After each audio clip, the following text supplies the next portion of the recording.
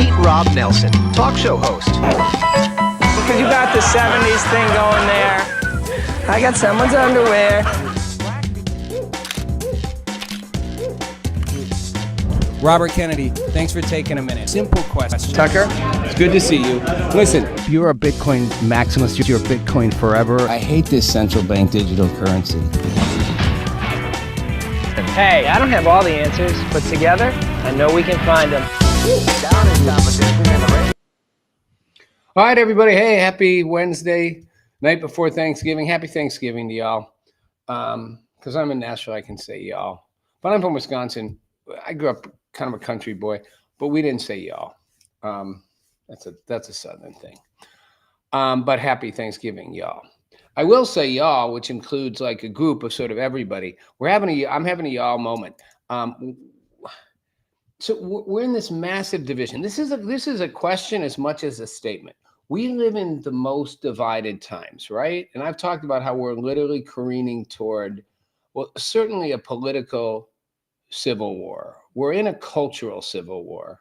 I'd say we're heading toward an all-out, full-scale political civil war, which doesn't just mean this divisiveness. It means like you're really seeing entrenched camps.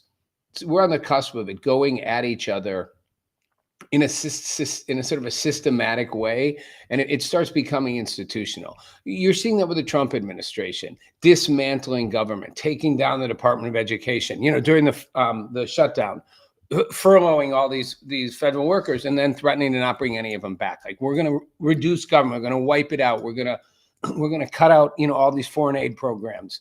You name it, we're going to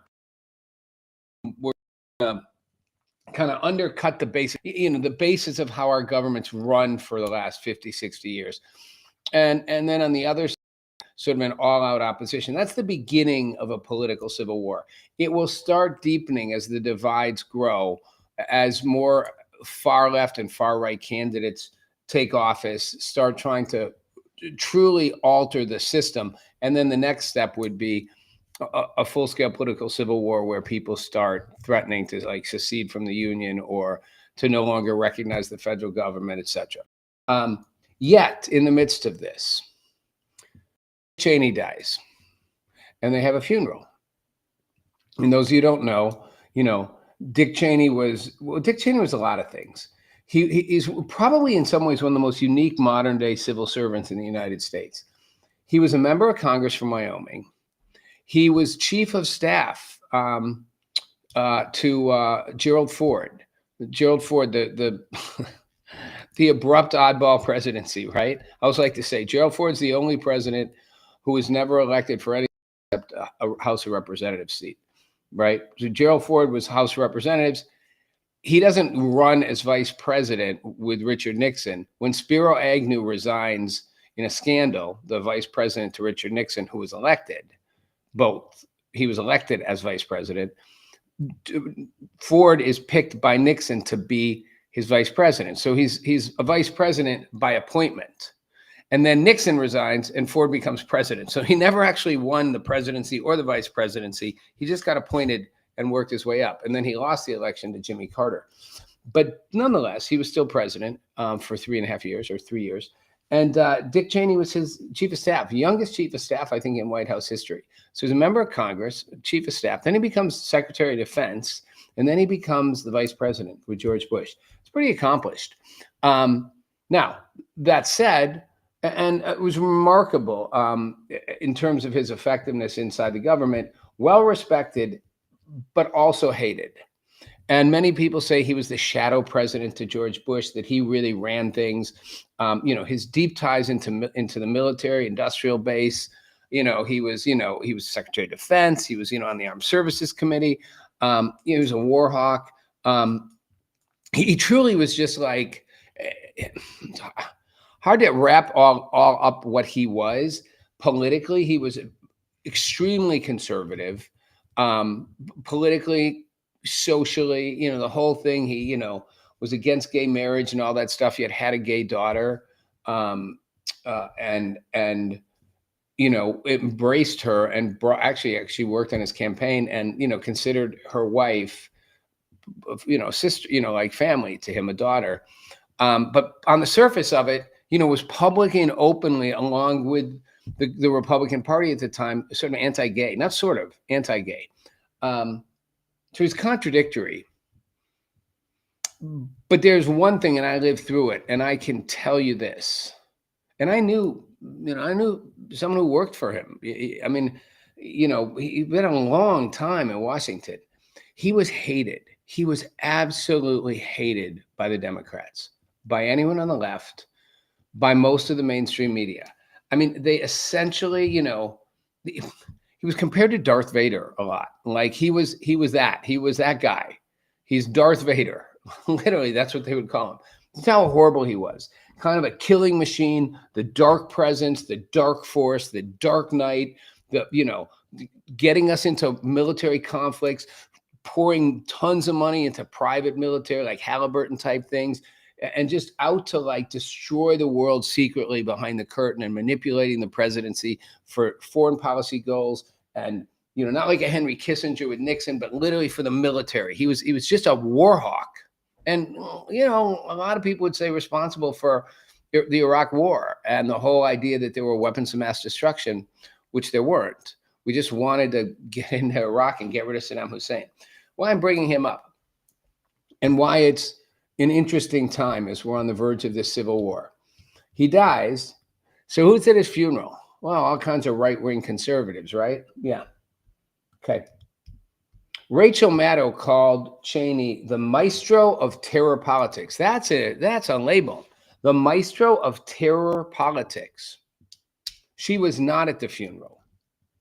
No, actually, she was. What do you know? She was sitting next to who else but the arbiter of truth and science, Dr. Anthony Fauci. Wow. So at Cheney's funeral at the Washington National Cathedral, Rachel Maddow shows up and sits next to Anthony Fauci. Now, why is either one of these two people showing up for the Darth Vader, the maestro of terror politics? Why are either one of them at his funeral? Wait, why is James Carville 2 seats over at his funeral? Why is James Carville, Rachel Maddow, and Anthony Fauci at Dick Cheney's funeral? The deathmonger, the worst Death Star, Darth Vader, maestro of terror politics. What's the guy's name in Harry Potter? The name who cannot be spoken. Him, that guy. Zolar. Voldemort, whatever. He's literally, if you live through it, he was hated by everyone on the left. He was literally accused of essentially like being a traitor to the Constitution, to the United States, and everyone was convinced he was running the Bush administration secretly. I mean, if you thought people were running Joe Biden in the auto pen. No, I mean, George Bush was not, cognitively in decline and having dementia. George Bush was all there. And I'm not saying Cheney ran the presidency, but Cheney was a genius and brilliant. And it certainly is possible that his influence was probably the most influential vice president ever. J.D. Vance may be the next one. J.D. Vance is a different kind of vice president. But Dick Cheney, J.D. Vance to Donald Trump, different. J.D. Vance speaks for himself. He gets given a lot of room and authority to speak and deal on behalf of the United States. Dick Cheney was smarter than George Bush. Dick Cheney was more manipulative, knew it better. George Bush was likable. This is George Bush 2, right? Not George Bush 1, who ran the CIA.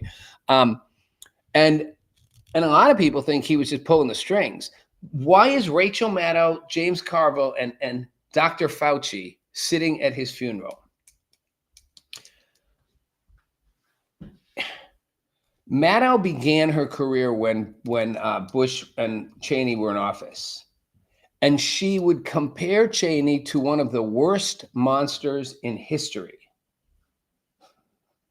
Glenn Greenwald posted that because he said, I was on her show when she did it. One of the worst monsters in history. Why is he rehabilitated?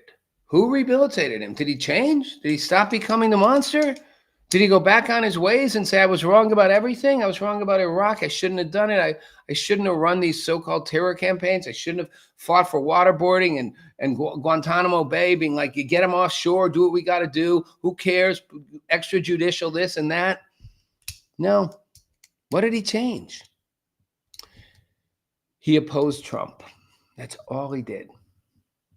He opposed Trump. When Trump ran, Cheney opposed him. That's it. And he got behind his daughter, Liz Cheney, who was also a monster in her dad's shoes until she opposed Trump. And so Rachel Maddow was asked, and she said after the funeral, he changed the country in ways that I almost 100% disagree with. Okay. He changed the country in ways I almost 100% disagree with. So just in my Rob math, I would say that means he did really bad things. Now he changed the country in a lot of ways I didn't like, or in some ways I did like, but most I didn't. 100% of what he did was bad. But she admired that he rallied behind Liz Cheney when she took on Trump. That's in the Washington Post. Those quotes. Okay.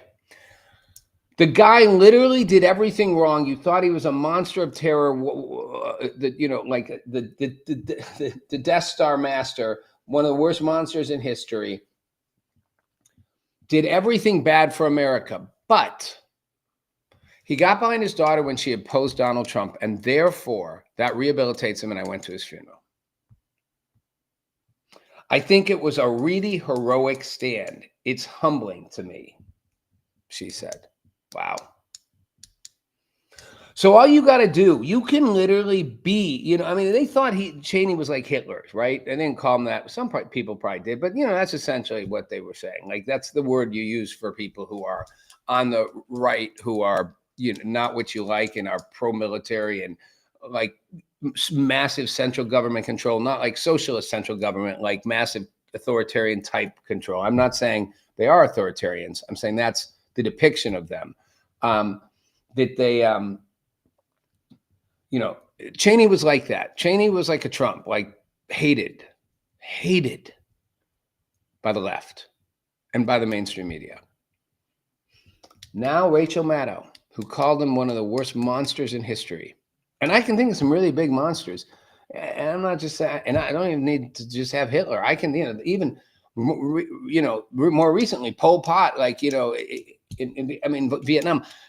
Mao, like the millions of people, Stalin that they killed, the millions and millions and millions and millions. And yes, Hitler.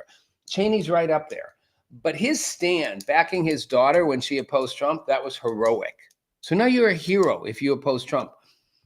This is why we are heading for a civil war. And this is also how dysfunctional we've become. If you oppose Donald Trump and you are on the left, you're heroic and fighting the good fight. If you oppose Trump, and no matter how far off you were on the right, no matter how destructive the left thought you were, if you oppose Trump, you're now a hero. You don't have to take back anything you did. You don't have to apologize. You don't have to say you were wrong. You can say, I do it all again, but you oppose Trump, you're a hero. Let's build you a statue. Rachel Maddow should get out there and build a statue, keep it on her desk, on her show for Dick Cheney, a heroic. Put him up there with George Washington or Martin Luther King or Mandami, and like have bobbleheads for them all, and pat Dick Cheney on the head and be like, my hero. You destroyed the country and everything you did, but you opposed Donald Trump. You're my fucking hero. Good God. I mean, it's not only pathetic, it's so intellectually disingenuous, but she believes it. That's the scary part. She's not doing this for political gain or making money. She actually thinks for him opposing Trump, it's heroic. There's a reason they call it Trump derangement syndrome, but that's how far we've gone. I swear to God, if Donald Trump came up with a cure for cancer, and people always say people would oppose it, but I'm going to go farther. If he said I have a cure for cancer, people would say cancer is good. We should have cancer. They wouldn't just say, well, his cure is bad. They'd be like, we don't want to cure cancer. No, I mean, actually, it's not, it's like all the fat people who said being fat is good. Being fat is good. No, we don't want to be skinny. We don't want to be skinny till they got Ozempic. And then they're like, oh, wait, we all want to be skinny. What happened to you like being fat? What happened? There was no body shame. What happened? You liked your body the way it was. If you liked it, why didn't you keep it? Oh, because you couldn't do the exercise, or you couldn't cut down the food, or you didn't have the discipline, or maybe your body, the way your body ran just made that really hard, and your body couldn't, even though you tried. Somewhere in between, those who tried really hard and those who didn't try at all love being fat. And yes, fat, because that's what they were. They were fat. Lizzo was fat, not just big, not just plus size. She was fat. But you know what? What happened to Megan? What happened to Megan Matrain? Megan. Wow, I'm just butchering their names.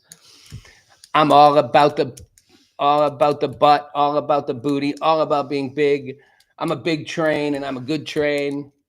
Oh, now she's all proud of how she's thin, and she's not like rail thin or anything. She lost a ton of weight, right? Lizzo, they all dropped the weight. Wait, you loved being fat. Fat was good. How dare you call me fat? In fact, my body positivity, my body is just as beautiful, just the way it is. Great. Why would you change it then?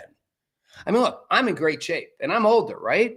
So if you told me I could be fat, would I change it? Great. So I'm just going to go eat everything I can and get fat. No, I like looking the way I look.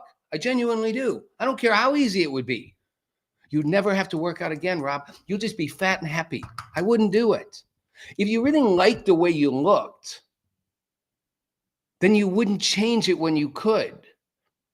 You just didn't like that you couldn't change it when you tried, or you didn't want to try, or it's too much work. And things like Ozempic, you didn't have to try. And you take having your face look like a skeleton halfway to just drop that weight. So you didn't like being fat. So, this goes back to the politics. If Trump cured cancer, people would be like, well, cancer's not that bad, actually, now that I think about it. Their decisions of what's good or bad are simply based on whether Trump is for it or against it. If Trump gets peace in Israel and the Middle East and the Palestinians and Hamas, which he seems to be doing, by the way, FYI, that peace is holding. It's not perfect, but it's holding. It's actually holding. And some even skeptics are admitting, it hasn't, it's kind of moving. And if he pulls off Ukraine, which we're going to talk about in a second, and what does that mean then?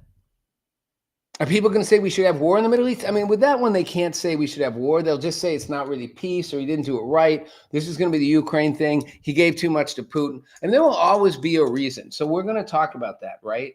Oh, by the way, before I leave the maestro of terror, let me also point out that Joe Biden and Jill Biden were there, as was Al Gore. Remember him? Clinton's vice president.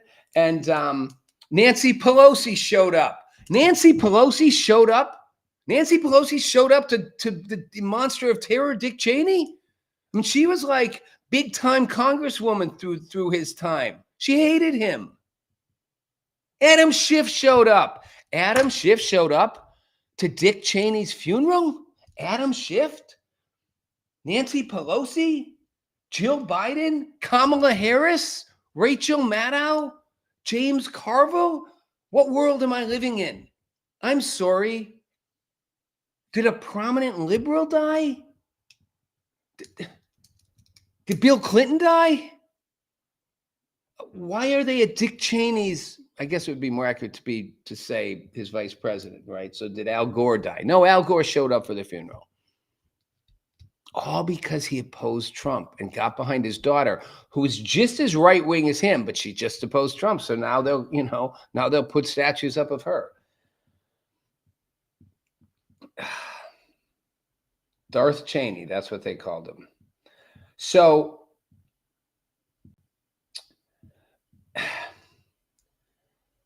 it's just, it's hard to put together,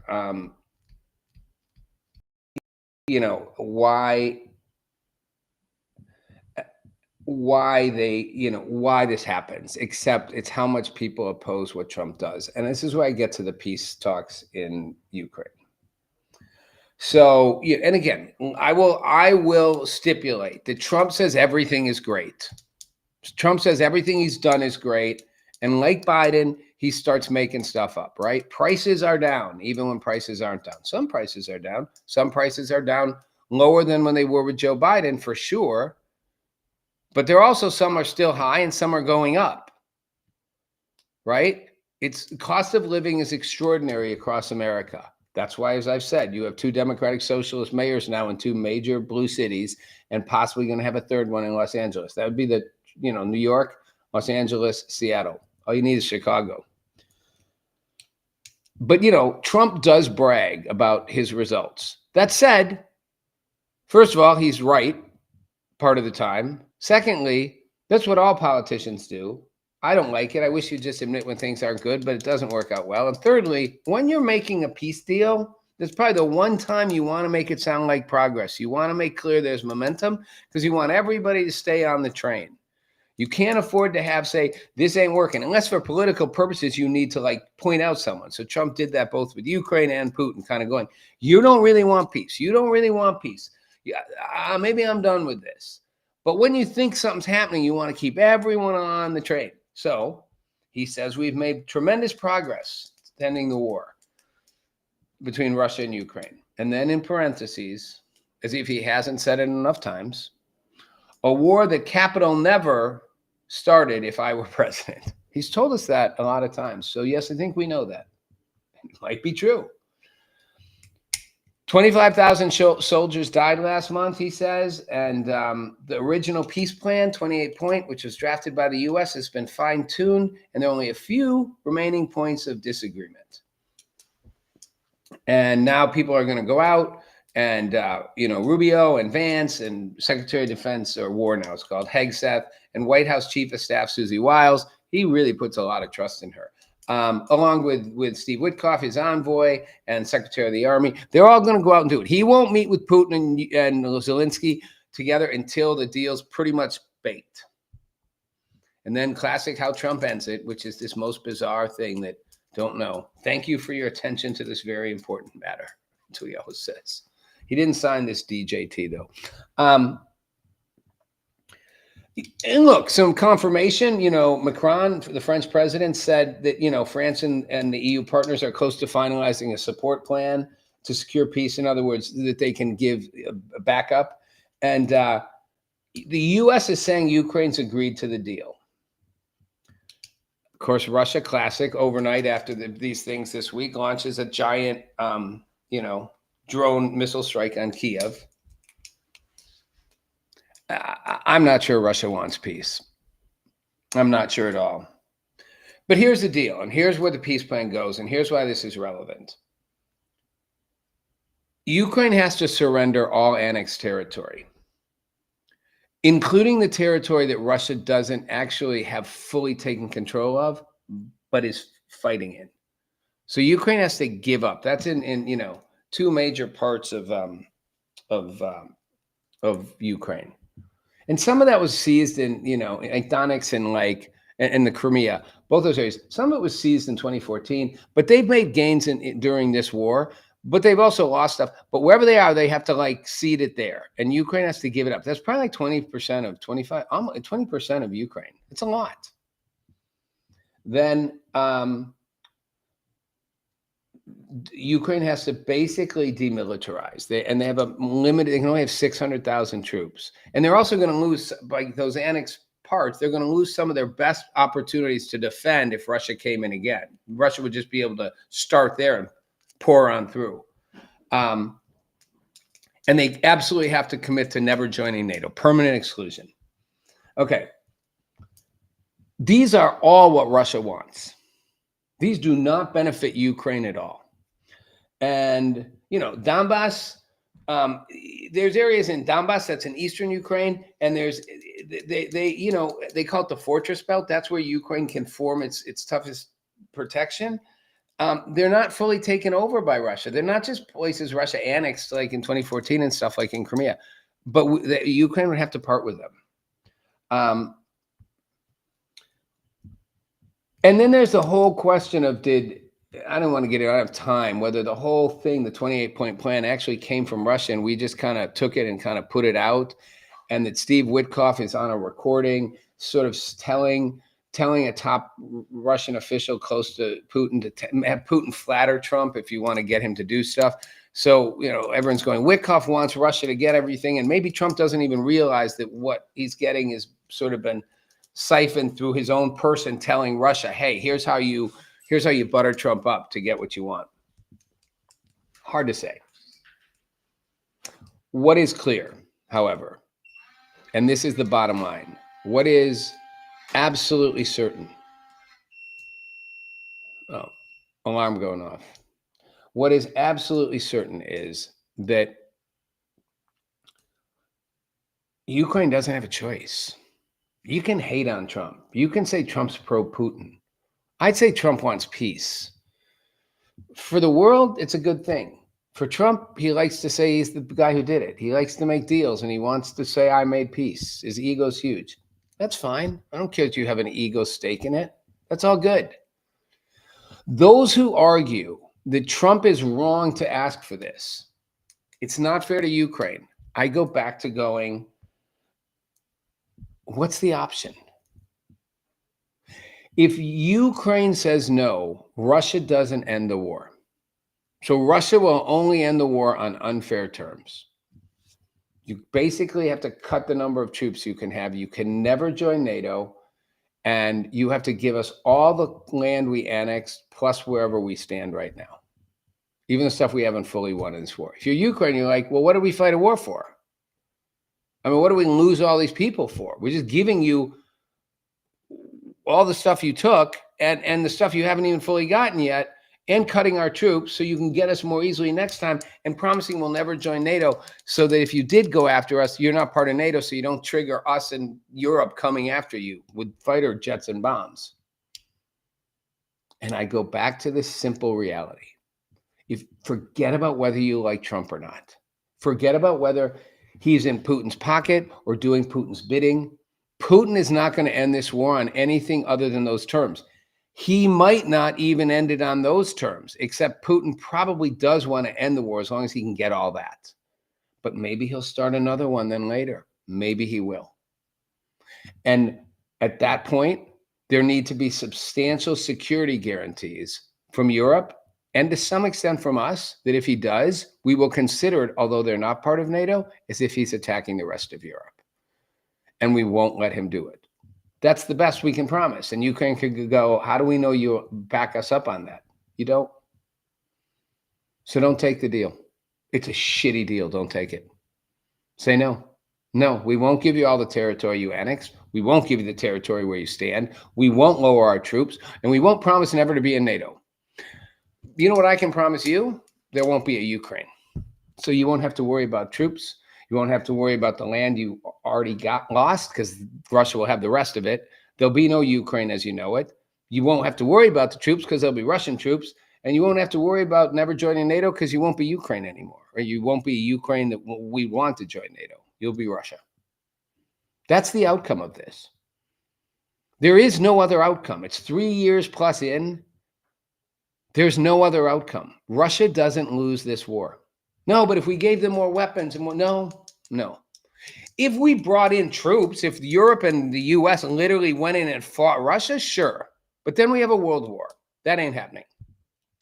So no, there's really no outcome that Russia doesn't win this. Do they lose a lot? Yes. Do they lose a lot of troops? Do they suffer economically? Yes. Does Putin get displaced? No. It's too powerful. And deep in a lot of Russians is a nationalistic desire to build the empire again. So he's not without support for this war. Ukraine, on the other hand, is a different story. They're losing the battle. It's a war of attrition. They're going to keep losing, as will Russia, but Ukraine will lose more. Ukraine will lose all that it has. Zelensky's embedded in corruption controversy, and people are restless and frustrated and don't want this war. And I'm sure a lot of Ukrainians are like, look, I'd rather the war end and we lose 20% of our country than we keep fighting and more of us just keep dying and we're not even sure this is going anywhere, because it's going one way and one way only. Russia wins the war. Russia knows it. Zelensky knows it. They can't win unless we come in literally with troops. Like I said, we're in there fighting with them. We can give them all the weapons we want. They're not going to win. Russia will eventually wear them down. So you can cut your losses now, or you can cut them later when you have even less, when you've given up more, or you can just wait till Russia goes, we're not going to ask you to cut your losses. We're just going to finish the job and take you over. That is the outcome. You don't have to like Trump. You don't have to even care what his motives are. That is the outcome. He knows it. Putin knows it. And Zelensky knows it. Zelensky's thinking about figuring out how to make this deal because he knows that's the outcome.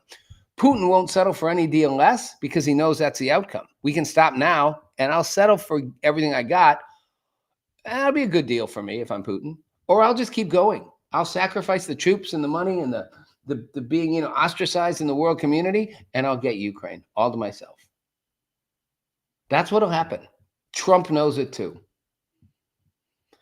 I think most people who really pay attention to this know it at this point. That is the outcome. And that's why it's the only deal that can get made. The focus on Trump making it, and if he does, they'll say it was an unfair deal. It was an unfair deal to Putin. He gave Ukraine away. Again, the alternative, Russia just takes Ukraine. It takes a few more years. Maybe it's 3 years. Maybe it's 2 years. Maybe it's 5 years.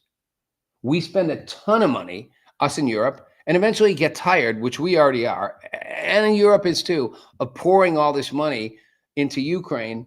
One, not sure, knowing some of it's being siphoned off by corruption, but two, seeing that it's ultimately just holding. It's not ever moving the line back, really. It's just holding the line and sort of, it's slowing the loss. It's like one step forward, 2 steps back. It's like Ukraine's backing up, but not as much. Russia's advancing more slowly. That's all we're accomplishing. And people are getting tired. And let me tell you why. Because it's not our war. And you can argue, but it should be. And I was all for Ukraine fighting tooth and nail. But after a couple of years, I'm like, you're not winning. You can't win at this point. You need to make a deal. Putin won't stop. He doesn't care. He's already been ostracized. Yeah, we cut him off. If we cut his oil off, it'll hurt him. But it'll hurt the West and India, and China might not do it at all. And if China does it, then we put 100% tariffs on China, and then our economy gets battered. Like at a certain point, it's just a spiral down, and Putin can just kind of just like a cockroach, just keep on crawling forward. He's got supreme power. He's got massive manpower, and he can divert the resources to the military and make everybody suffer. And you can't throw him out of office. You need a coup to do that, and you need a lot more power, and that's not going to happen yet. So that's the outcome. Like it or not. I said this isn't our war, and that's important. Because Americans are getting tired of it, because it's not, in principle, we want to support it, but Americans want to deal with their problems at home. I mean, that's where I would argue the right and left populists kind of have a similar focus on at home. Don't worry about the world's problems so much. Fix New York, fix Seattle, fix Los Angeles, fix Chicago. Fix the so-called Rust Belt. Fix Appalachia. Fix America. That's what people want. That's why you've got Democratic Socialists winning and Donald Trump winning. So the support for this war will dwindle, and Ukraine will be lost. So the reality is Ukraine has to make a deal. And the reality is when that deal gets made, many people will say, Trump gave it all to Putin, and it will only reaffirm that he's in Putin's pocket. And he probably doesn't win a Nobel Peace Prize for that one either. That's what's going to happen. The comparison I will make before I go is, people argue, no, but if you fight like with the tenacity that Ukraine's fought, you can do it. What's an example of that? The American Revolution.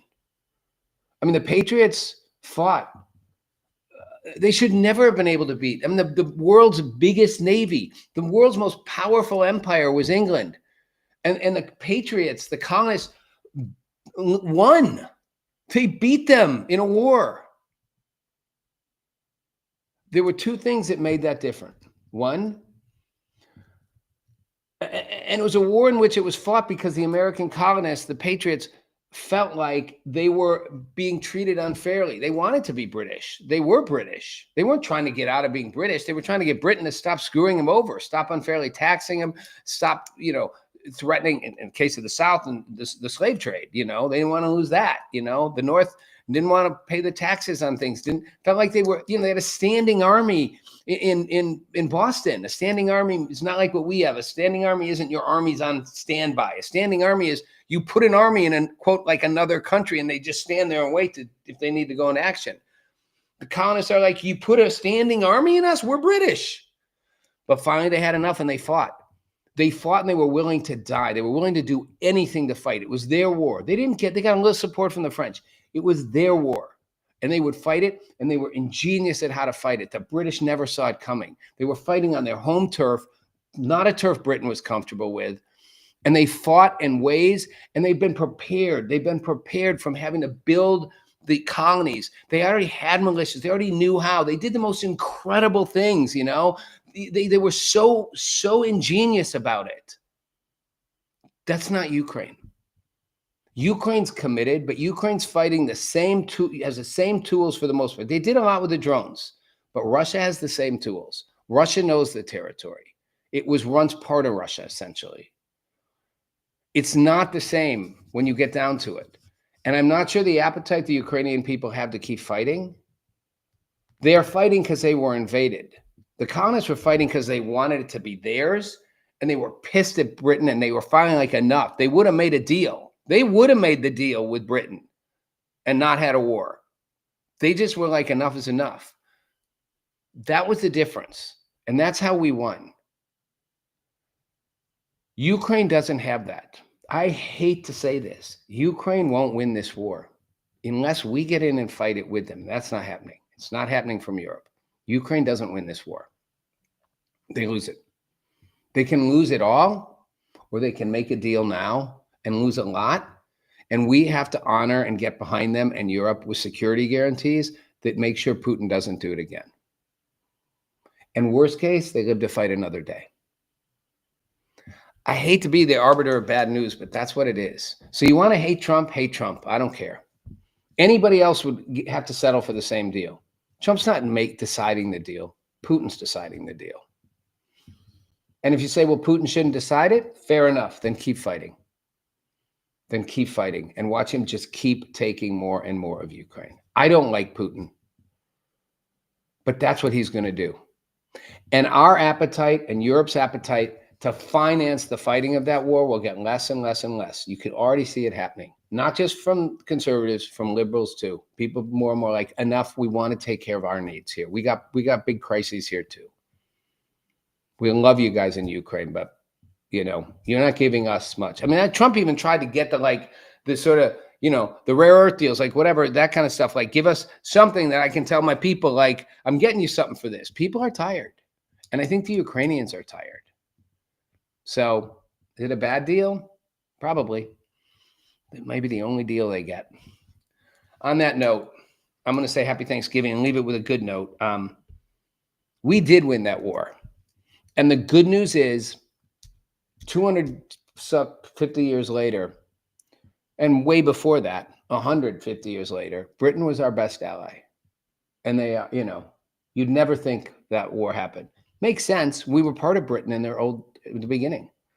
You know, there were the patriots and the loyalists. The loyalists were those who still supported the king. It's not a shocker, but it's a shocker that we ended up allying with Germany and Japan after World War II, and in the case of Germany, World War I. So life is long, politics is strange, and I think fundamentally God is good, or good is more powerful than evil and more powerful than hate. And a good can come out of this. Wars are all about hatred. The end of wars offer the hope for something better. I'm going to hope for something better. And just going to suggest we all just take that minute. Sounds, you know, cheesy, but to really recognize how lucky we are, and especially lucky we are to be here. I mean, this country has lots of challenges, lots of problems, but we got a lot of opportunities here. We're pretty lucky. I consider myself pretty lucky with, you know, doesn't mean bad stuff doesn't happen. And again, I do think, you know, while war is destructive and hatred, and our society is at war in its own way and it's hateful, I think there is good on the other side of it. I'm just going to say never quit fighting for the good. And no matter what the situation is, can rebirth to something better. It's my Thanksgiving sermon. It's Rob Nelson Live. Thanks for watching and happy Thanksgiving. Meet Rob Nelson, talk show host. Because you got the 70s thing going there. I got someone's underwear. Robert Kennedy, thanks for taking a minute. Simple question. Tucker, it's good to see you. Listen, If you're a Bitcoin maximalist, you're Bitcoin forever. I hate this central bank digital currency. Hey, I don't have all the answers, but